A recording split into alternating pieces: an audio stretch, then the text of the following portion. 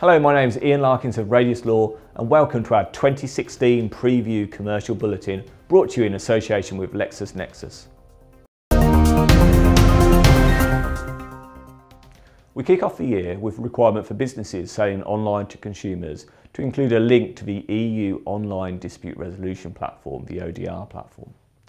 The ODR platform is a web-based tool designed to assist consumers who have bought goods or services online in the EU and who subsequently have a problem with that online purchase. It allows consumers to submit their dispute and conduct an alternative dispute resolution (ADR) procedure online and in any of the 23 official languages of the European Union. This requirement is part of a package of measures to facilitate cross-border trade and promote the resolution of disputes outside of the courts.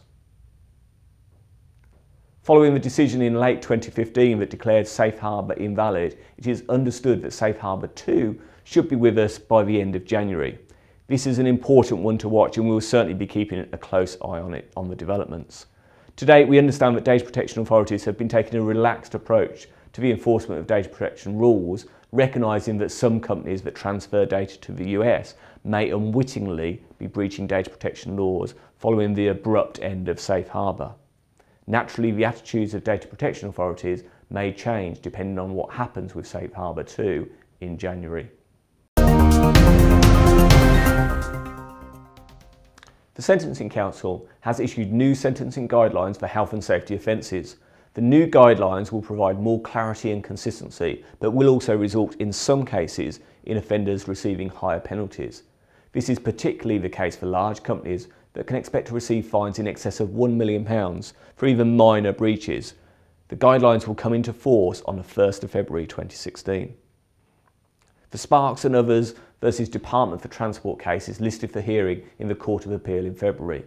This important case will determine whether terms contained in a staff handbook were incorporated into individual contracts of employment and whether the employer can rely on a general right to vary clause to unilaterally impose detrimental changes.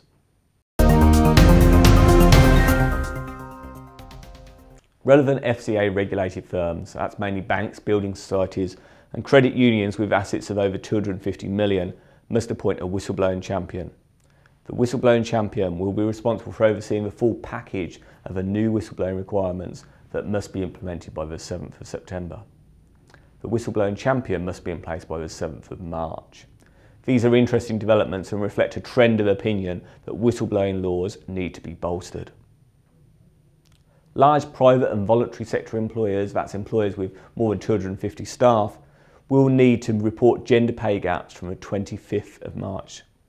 We're still waiting for some clarity on the detail of the information to be reported, but it's understood that this will include bonus information. The case of the raid of the Windle is listed for hearing at the Court of Appeal in March.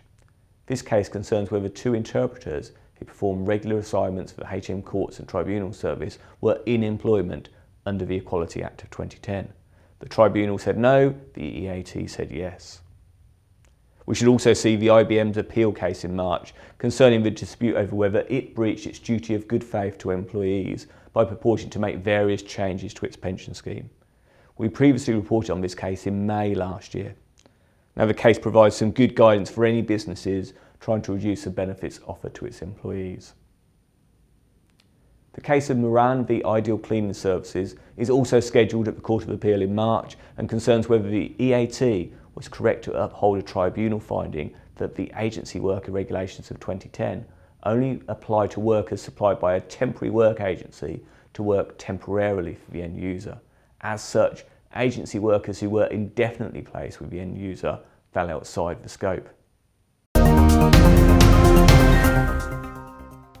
In April, minimum wage for workers aged 25 plus will increase by 15% to reflect the new living wage premium. We do not yet have confirmation, but it's likely that Section 52 of the Copyright Designs and Patents Act of 1988 will be repealed as early as April. This will harmonise copyright protection. Until Section 52 is repealed, artistic works that are exploited by industrial application have a limited protection of 25 years.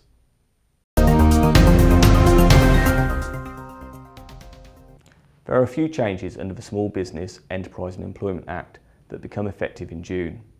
These changes are the People with Significant Control Register, the PSC register, which is to be filed at Companies House from the 30th of June. A PSC is anyone who meets one or more of the conditions listed in the legislation. This is a person who owns more than 25% of the company's shares, owns more than 25% of the company's voting rights, or has the right to appoint or remove the majority of the board of directors, or has a significant influence or control over a trust or firm. The latter category is obviously the vaguest, and we hope to have further clarity on what's included soon. Annual returns will be abolished and replaced by check and confirm statements. Private companies will be able to opt, with shareholder approval, to keep certain information on the public register instead of holding their own statutory registers. This will apply to registers of members, directors and residential addresses, secretaries and PSCs. This is completely voluntary, and your company can continue holding its own registers if you prefer. If you opt to use this service, then of course it is important to appreciate that this will be publicly available information. The statement of capital will be simplified. The changes remove the requirement to show the amount paid up and unpaid on each share. Instead, you will need to show the aggregate amount unpaid on the total number of shares. Now, this figure is more useful for shareholders and creditors as it shows money which is still due to the company. You will also only need to provide a full statement of capital where changes have been made during the year. Where there have not been any changes, you can simply confirm the same each year. The regime relating to the disqualification of directors will be updated and strengthened. As already mentioned, the relevant FCA regulated firms must implement the new whistleblowing requirements by the 7th of September.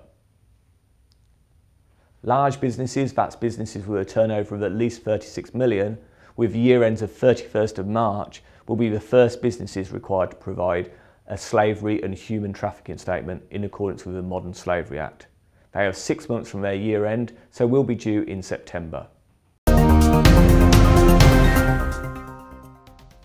October sees another flagship piece of the Small Business, Enterprise and Employment Act being implemented, with, aside from some limited exceptions, the abolition of corporate directors.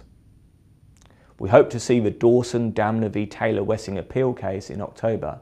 Now, this case concerns whether a company can refuse a subject access request because of disproportionate effort.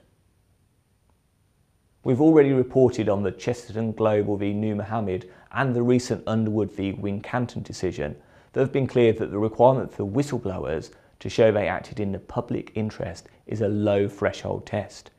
In both cases, the matter complained about by the whistleblower related to a relatively small number of employees, and in both cases it was confirmed that the public interest test had been met. The Chesterton Global v New Mohammed is being appealed and is listed for hearing in October. Thank you for joining us for our 2016 preview bulletin. The website details of Radius Law and LexisNexis will be shown on your screen in a moment. Please feel free to contact me if you would like more information on any of the topics covered.